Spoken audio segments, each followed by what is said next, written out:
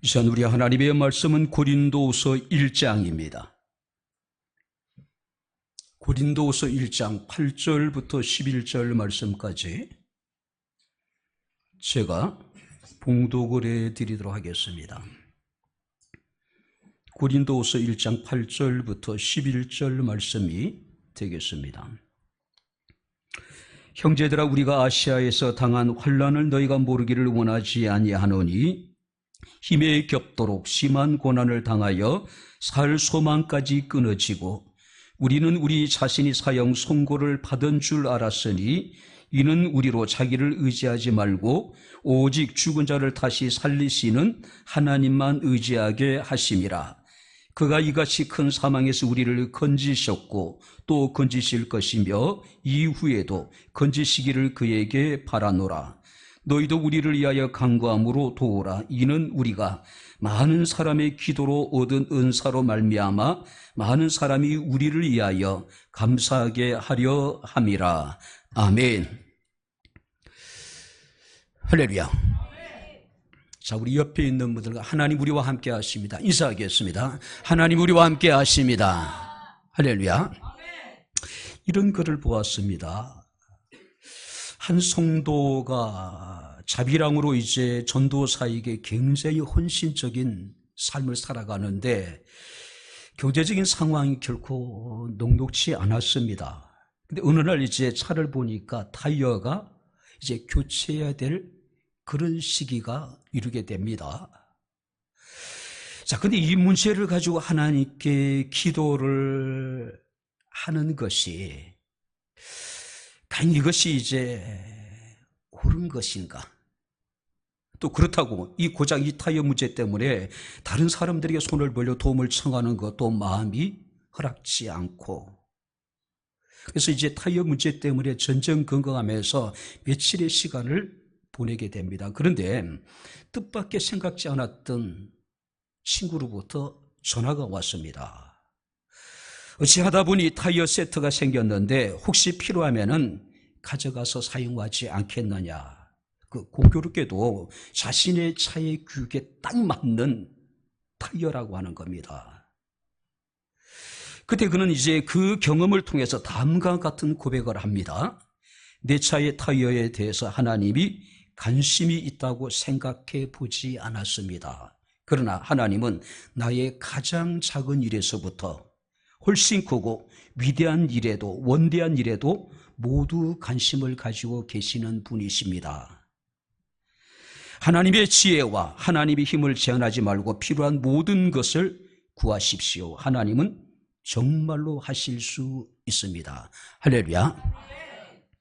하나님의 지혜와 하나님의 능력과 하나님의 힘을 제한하지 말란 이야기입니다. 근데 문제는 오늘 많은 그리스도인들이 하나님을 하나님으로 온전히 우리가 신뢰하는 것이 아니라 내가 만든 하나님, 인간의 이성을 가지고 어떤 한계를 가지고 만든 하나님은 어떤 하나님일까요? 작아도 너무 작은 하나님이에요. 그죠? 자, 그러다 보니까 하나님이 자신보다도 훨씬 더 능력이 없는 것 같습니다. 그래서 우리가 어떤 문제가 생기게 되면은 우리는 문제의 어떤 해결 방법에 대해서 여러 가지로 많은 고민을 하게 되죠. 그래서 내가 할 수 있는 것은 하나님도 할 수 있는 것 같고, 내가 할 수 없는 문제는 하나님도 할 수 없기 때문에 아예 우리는 기도하지 않죠. 하나님의 지혜와 하나님의 능력과 하나님의 힘을 제한해 버리는 것이죠.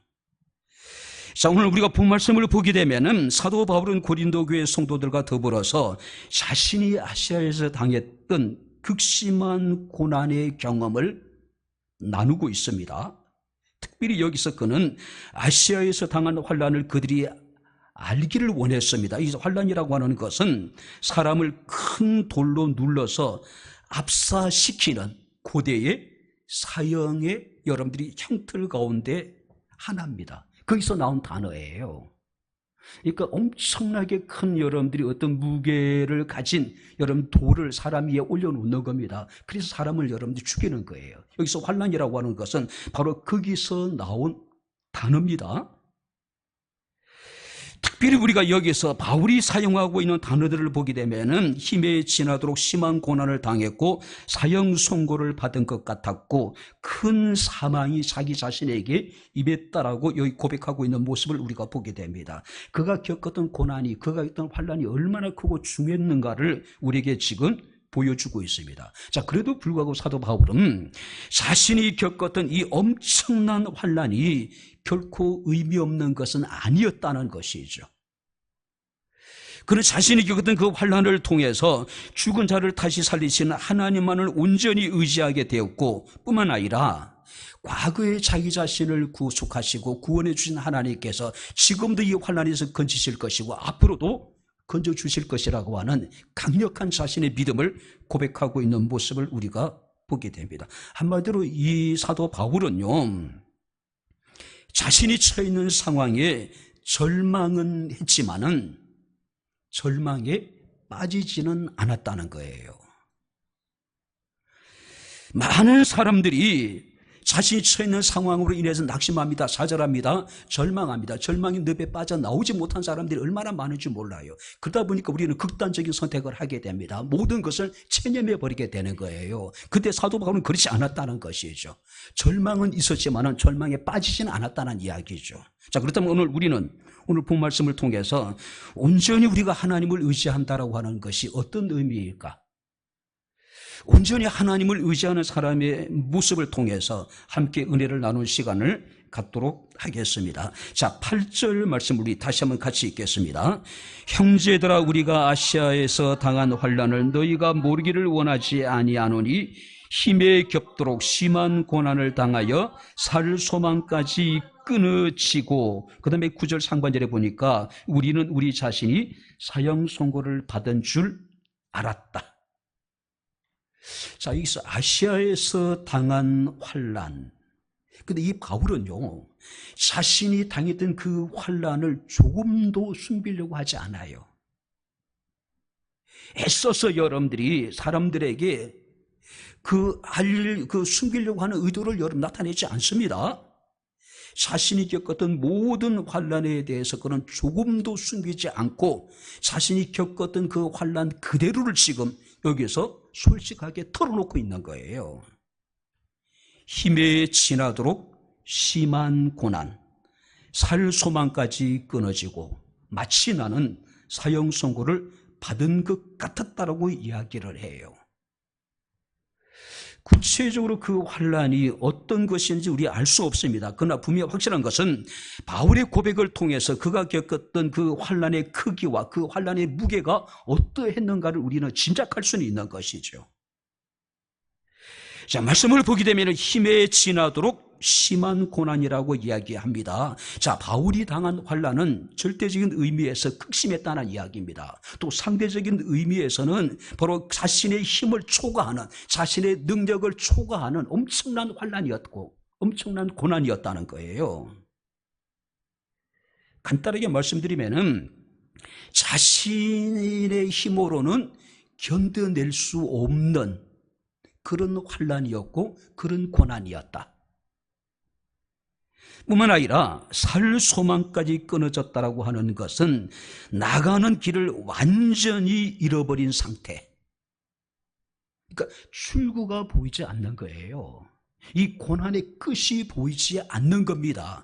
이 고난이 언제까지 지속되어져야 되는지, 이 고난을 통해서 내가 어떻게 되든지 전혀 알 수 없는 상황. 그죠? 한마디로 살 소망이 전혀 없는 상태. 바로 이것이 뭐냐면은 살 소망까지 끊어졌다. 길이 보여야 되는데 길이 보이지 않는 거예요. 작은 희망의 빛이라도 비춰야지 희망이 있는데 그런 희망의 빛조차도 완전히 사라져버린 상황. 자, 뿐만 아니라 사형 선고를 받은 줄 알았다라고 이야기합니다. 한마디로 바울의 삶을 보게 되면은 늘 죽음의 위기 속에 처해 있는 상황이었잖아요. 단 한시도 그는 평안한 상황이 없었습니다. 그건 한시도 여러분들이 이 죽음의 공포로부터 자유로운 상황이 없었단 말이에요. 그죠? 성경학자들은 사도행전 19장에 보게 되면은 바로 데메트리오라고 하는 인물이 나옵니다. 그는 에베소에서 수만의 사람들을 충동질을 합니다. 그리고 바울을 죽이려고 해요. 그죠? 아마 그때 느낀 이 바울이 어떤 두려움과 공포를 나타낸 것이 아니었을까? 또 어떤 사람들은 고린도전서 15장 32절 말씀을 보게 되면은 맹수와 싸워야 하는 죽음을 앞에 두고 경험한 절망감이 아니었을까? 그렇게 주장하기도 합니다. 우리가 고린도서 11장 23절 28절 말씀을 보게 되면은 바울은 자신이 당한 고난을 상세하게 기록합니다.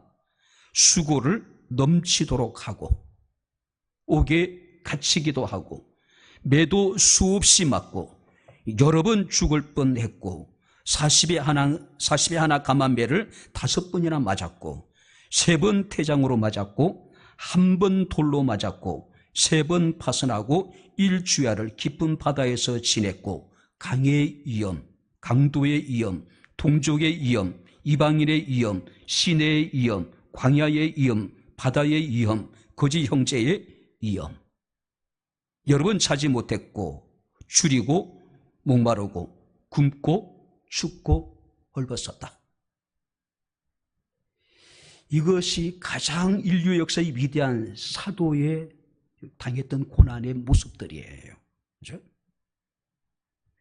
이 모든 자신이 겪었던 환난과 고난에 대해서 힘에 겹도록 심한 고난을 당했다라고 표현했고 살 소망까지 끊어졌다라고 이야기를 하고 마치 자기 자신이 사형 선고를 받은 것 같았다라고 지금 이야기하고 있습니다. 자신이 서 있는 상황을 숨기려고 애쓰지 않았어요. 그죠? 제가 목회를 하면서 적지 않는 장례를 치렀습니다. 근데 목회 초기에 사랑하는 가족을 잃은 그 유족들의 슬픔이 얼마나 클까요? 전도 사태부터 제가 장례를 치러 왔는데 제가 그때는 철이 없었던 것 같아요. 근데 이제 장례 예배를 드리면서 늘 했던 이야기가 있습니다. 극한 슬픔을 자제하시고. 어떻게 자제할 수 있겠어요? 그죠?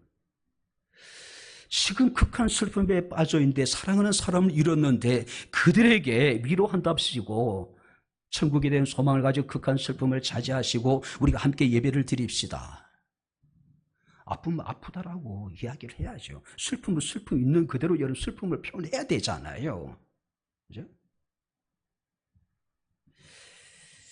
어쩌면 여러분들이 우리가 아픔을 느끼고 아픔을 여러분들이 표현하는 것은 건강한 사람의 모습이라고 이야기할 수가 있을 것입니다. 왜냐하면 아프다라고 해야지 치료가 가능하잖아요.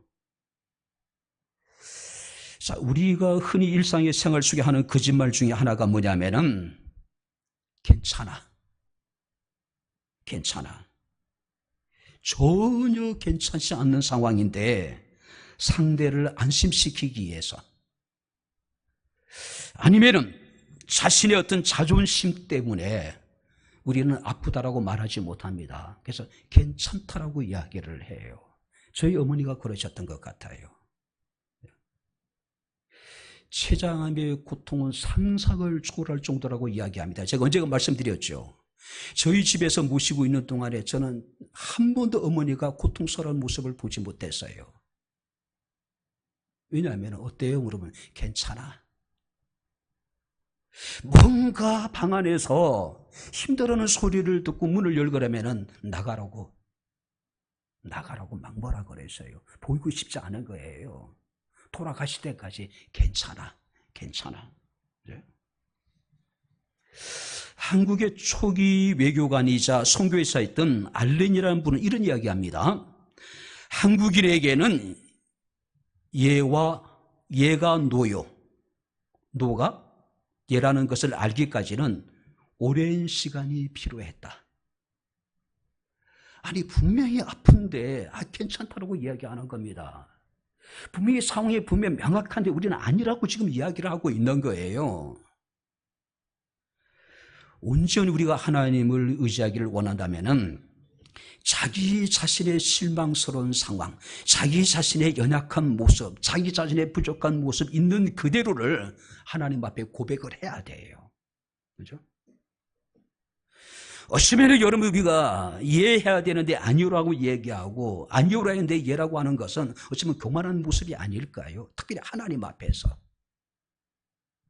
여러분들이 다윗의 기도를 한번 봐보세요. 시편을 보게 되면 이 다윗은 하나님 앞에 자신의 기도에 대해서 굉장히 그는 정직해요.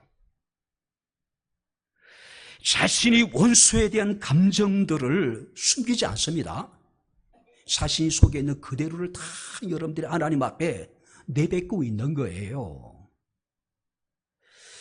우리 앞에서 나와서 기도하는 대표 기도는 정말로 절제된 자제된 표현을 써야 되겠지만은 개인적으로 우리가 하나님 앞에 기도 드릴 때는 좀 더 솔직해야 될 필요가 있는 거예요.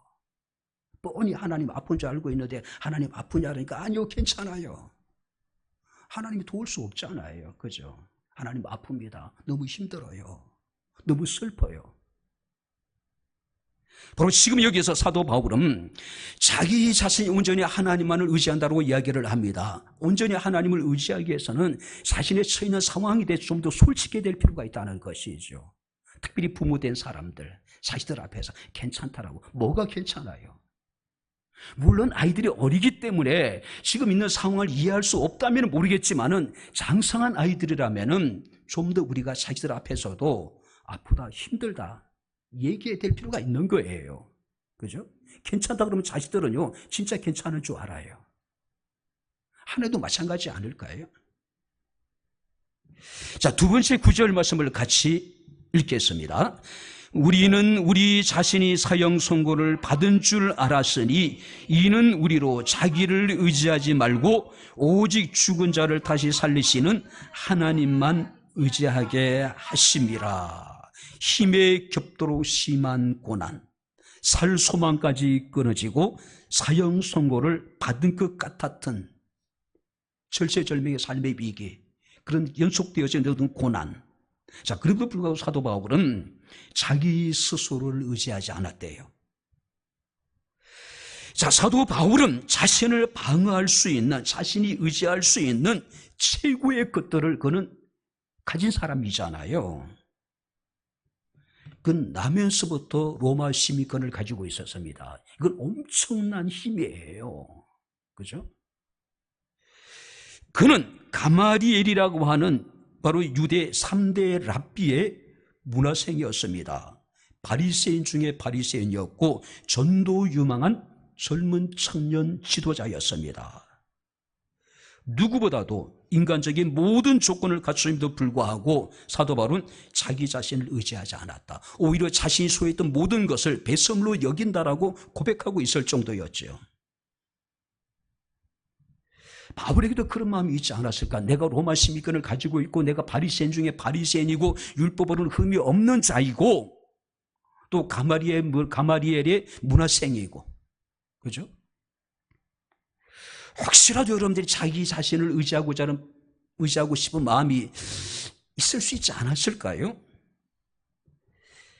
그러나 거듭되는 죽음의 이연, 이런 여러분들의 환난 속에서 이 바울은 자기 자신을 의지하는 것이 얼마나 허무하고 얼마나 어리석고 얼마나 허무맹랑하던 것을 그가 깨닫지 않았을까요? 그죠?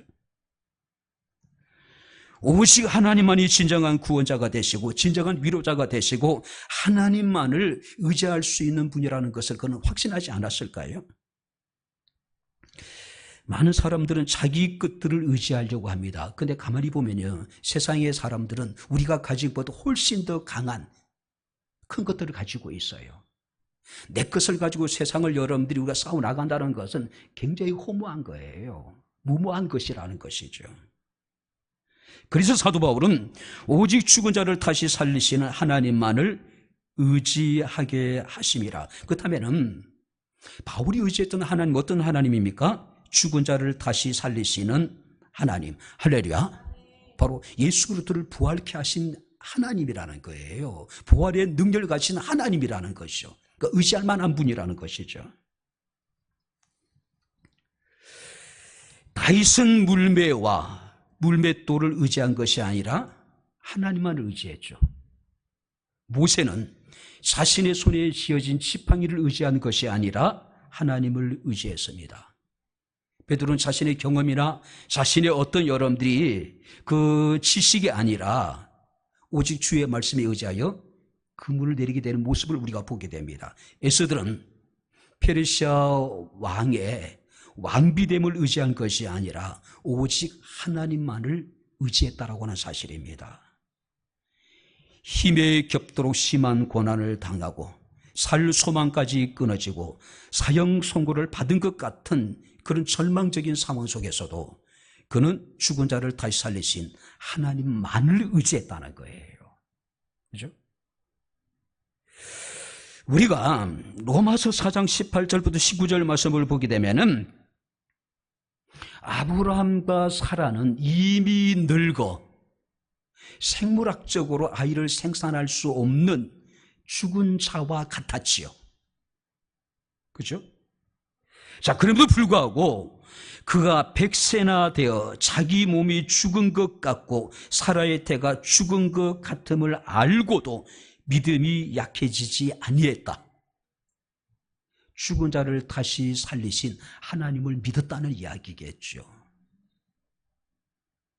생물학적으로는 도저히 아브라함이 또 생물학적으로는 이 사라가 아이를 생산할 수 없는 상황, 그 상태를 죽은 것 같다라고 이야기하고 있습니다. 그래도 불구하고 죽은 자를 다시 살리시는 하나님을 믿는 믿음이 약해지지 않았대요.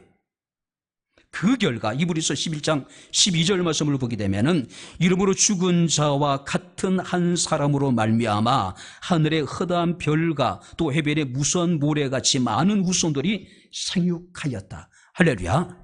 하나님이 죽은 자와 같았던 아브라함을 통해서 죽은 자와 같았던 사라를 통해서 그 후손들에게 하나님께서 복을 주신 거예요. 그 후손이 하늘의 별처럼 해변의 모래처럼 많게 하셨다는 이야기예요. 우리가 믿는 우리 하나님은 죽은 자를 다시 살리시는 하나님. 할렐루야. 그 하나님의 능력과 그 하나님의 지혜와 그 하나님의 힘을 제한하지 마세요. 있는 그대로 우리가 의지하는 겁니다. 자, 뿐만 아니라 3절 말씀을 보게 되면은 찬송하리도다 그는 우리 주 예수 그리스도의 하나님이시요 자비의 아버지요 모든 위로의 하나님이시며. 3절에 보니까 오직 바울이 의지했던 하나님은 우리 주 예수 그리스도의 하나님이시요 그분은 자비의 아버지가 되신다. 우리 주 예수 그리스도의 하나님이실 뿐만 아니라 그분은 어떤 분이래요? 자비의 아버지. 자, 여기서 자비라고 하는 것은 불쌍히 여기다, 가엾게 여기다라는 그런 뜻을 가지고 있습니다. 바로 자비와 용서를 베푸시는 하나님의 속성을 지금 나타내고 있는 거예요. 바울이 의지했던 하나님, 어떤 하나님이에요? 자비의 아버지. 중요한 것은 아버지입니다. 아버지예요.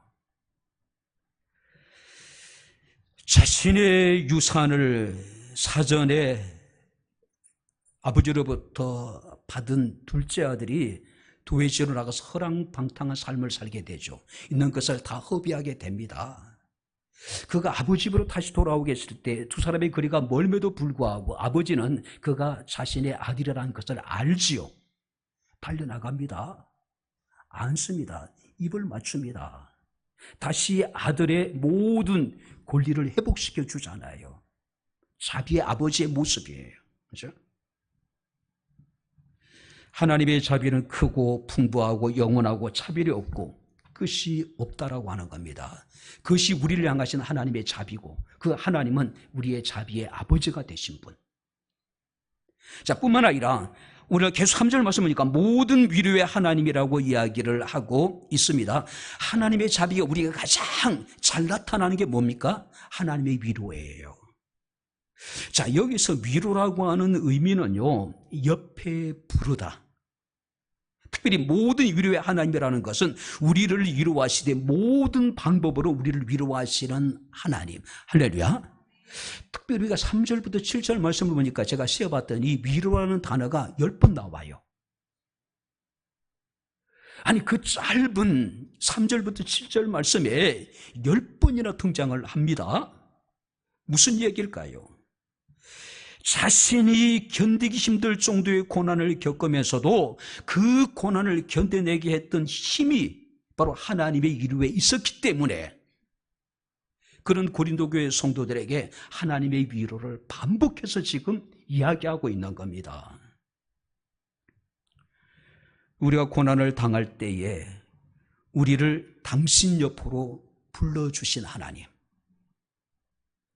우리가 고난을 당할 때 우리를 찾아오셔서 우리와 함께 하시고 우리의 기도를 들으시고 우리에게 새로운 힘과 용기를 주시며 우리 앞으로 나갈 길을 인도해 주신 하나님, 그가 바로 온전히 바울이 의지했던 바로 여러분들이 하나님이었습니다. 위로의 하나님이었다는 것이죠. 특별히 우리가 여러분들이 8절 9절 말씀을 보니까 사도 바울은 자신이 아시아에서 당한 고난을 증거합니다. 자, 그러면서 이제 5절 6절 말씀을 보게 되면은 그리스도의 고난이 우리에게 넘친 것 같이 우리가 받는 위로도 그리스도로 말미암아 넘쳤다. 고난이 크고 중했던 것만큼 하나님의 위로도 그에게 넘쳤다는 이야기예요. 뿐만 아니라 6절 하반절 말씀을 보게 되면은 이 위로가 너희 속의 역사에 우리가 받은 것 같은 고난을 너희도 견디게 했다. 무슨 얘기예요? 살 소망까지 끊어지고 심한 고난을 당했고 마치 사형 선고를 당하는 것 같았지만은 하나님의 위로를 통해서 그 모든 고난을 내가 이겨낼 수 있었다, 견딜 수 있었다는 것을 고백하고 있는 거예요. 내가 사망의 음침한 골짜기를 다닐지라도 거칠고 메마른 광야를 여러분들이 거닐지라도 넘실거리는 파도 속에서도 우리가 두려워하지 않는 것은 우리가 온전히 의지하는 우리의 하나님은 우리의 위로자가 되신 하나님, 자비의 아버지가 되시고 죽은 자를 다시 살리신 능력의 하나님이 되시기 때문이라는 것이죠. 그리고 10절 말씀을 보시기 바랍니다. 하나님 어떤 하나님이었냐면은 10절 같이 읽겠습니다. 그가 이같이 큰 사망에서 우리를 건지셨고 또 건지실 것이며 이후에도 건지시기를 그에게 바라노라. 어떤 하나님일까요? 건지셨고 건지실 것이며 건지실 하나님. 과거와 현재와 미래적인 의미를 가지고 있습니다. 과거의 고난에서 나를 건지시고 지금도 건지시며 앞으로도 영원히 건지실 하나님. 특별히 여기서 큰 사망이라고 하는 것은 단순한 고난이나 어떤 위험을 가리키는 게 아닙니다. 죽음의 위험 그 자체를 말하고 있는 거예요. 내가 사망이 음침한 골짜기를 다닐지라도 해를 두려워하지 않는다. 왜냐하면 하나님 나를 건져주실 것이기 때문에. 그죠?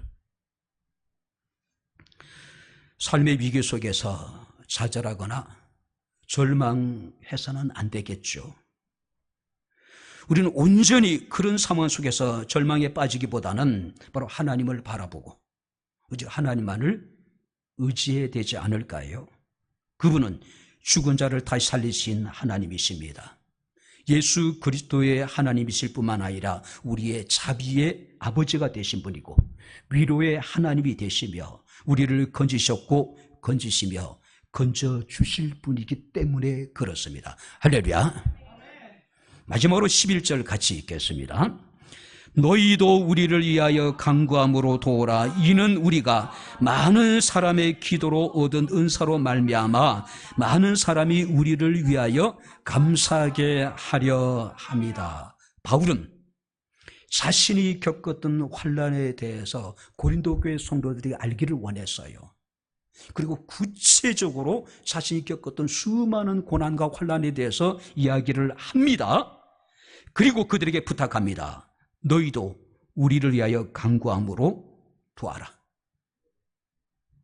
기도함으로 우리를 도와달라는 이야기예요. 그죠?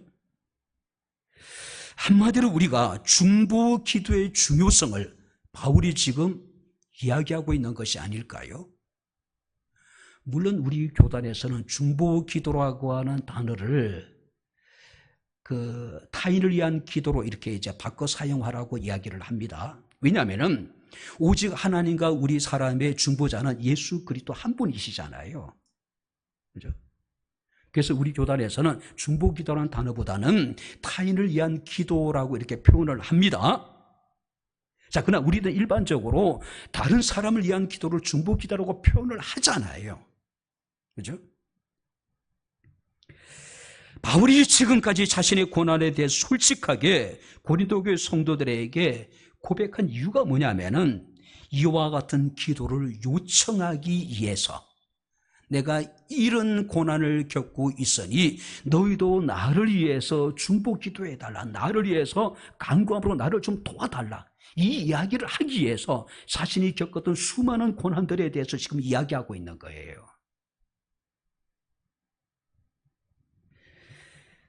목사가 힘들어하면 교인들이 시험에 들 사람이 있어요. 어떻게 주의 종이 똑같아요. 그죠? 여러분들이 삶 속에서 일희일비하는 것이나 제가 삶 속에서 일희일비하는 것, 여러분들이 전혀 다른 것이 없어요. 그죠?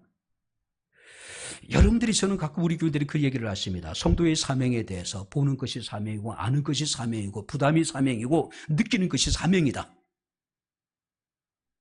여러분들이 혹시 저의 부족한 모습을 보셨다면은 여러분들이 저를 위해 기도하라고 하신 하나님의 사명이 아닐까요? 그죠?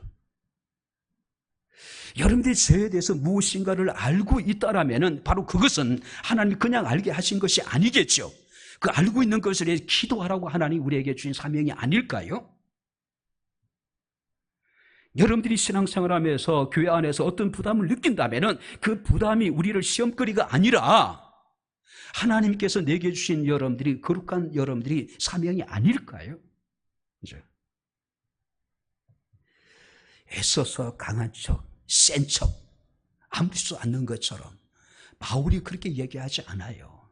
그죠? 왜 그랬을까요? 너희는 이런 나를 위해서 간구함으로 나를 좀 도와달라. 중보해달라는 이야기예요. 중보해달라는 이야기예요. 그죠?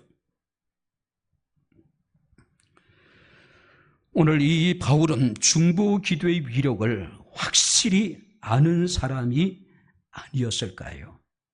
그래서 그는 기도를 부탁함으로 그들이 놀라운 응답을 통해서 그들이 감사하게 될 것을 지금 여기서 지금 이야기하고 있는 겁니다.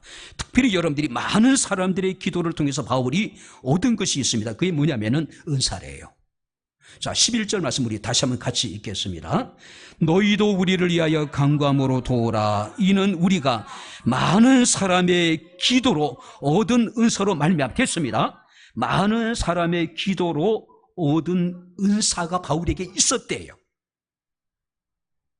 여러분들이 저의 부족한 모습 보시면은 여러분들이 열심히 기도해 주는 겁니다. 그렇다면 여러분들이 기도를 통해 제가 특별한 하나님의 은혜를 입지 않을까요? 특별한 하나님의 은사를 하나님 내게 주시지 않을까요? 바울이 지금 그 얘기하고 있는 거예요.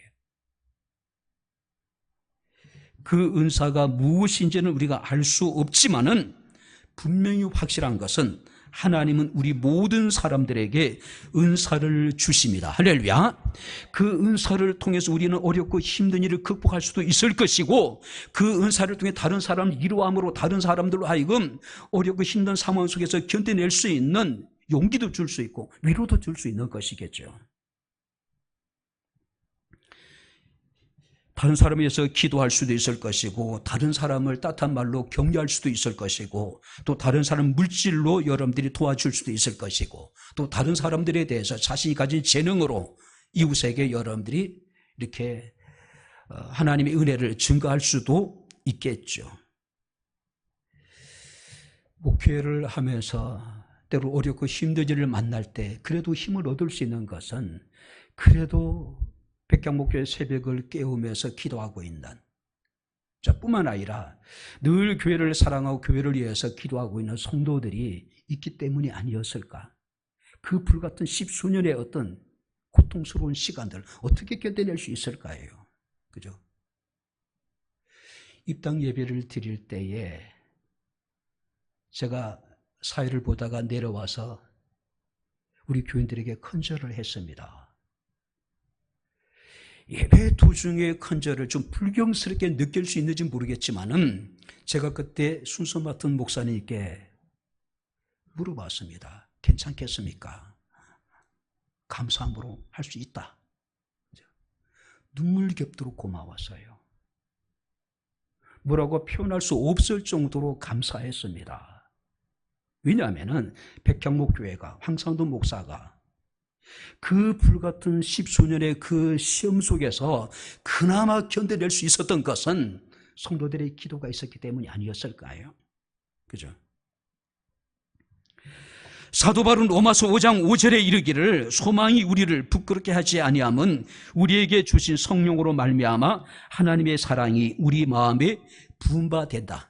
무슨 얘기냐면 간단히 말씀드리면은 하나님의 사랑을 경험하게 하신 이유가 뭐냐면은 하나님 우리의 소망이 부끄럽지 않게 하기 위해서 하나님 우리에게 당신의 사랑을 체험하게 하고 경험하게 했다는 이것이죠. 바랍니다. 서로 사랑하고 서로가 서로를 위해서 기도하고 서로에게 힘이 되고 위로가 될 수 있는 우리 모두가 될 수 있기를 주의 이름으로 축원합니다. 이제 말씀을 마치도록 하겠습니다. 많은 사람들로부터 존경을 받고 사랑을 받았던 성철이라고 하는 승려가 있죠. 살아생전에 그는 자신을 이기기 위해서 59년을 수행을 했다고 해요. 10년 동안 밥 대신 솔잎과 쌀가루만 먹었고 10년 동안은 방바닥에 눕거나 벽에 기대지 않는 장자불화 이런 처절한 수행을 했다. 10년 동안을 바닥에 눕지 않았다는 것, 벽에 기대지 않았다는 건 뭐뭐요? 이 10년 동안 집 울타리를 치고 철조망을 치고 아무도 들어오지 못하게 하고 자기 자신도 20년 동안 밖에 나가지 않았다. 그리고 1년에 6개월은 용맹정진이라고 이야기하더라고요. 잠을 자지 않았다. 근데 그가 이제 죽기 전에 이런 이제 그 열반송에서 나오는 이 말을 되뇌었다고 합니다. 산채로 무간지옥에 떨어져서 그 한이 만갈래나 된다.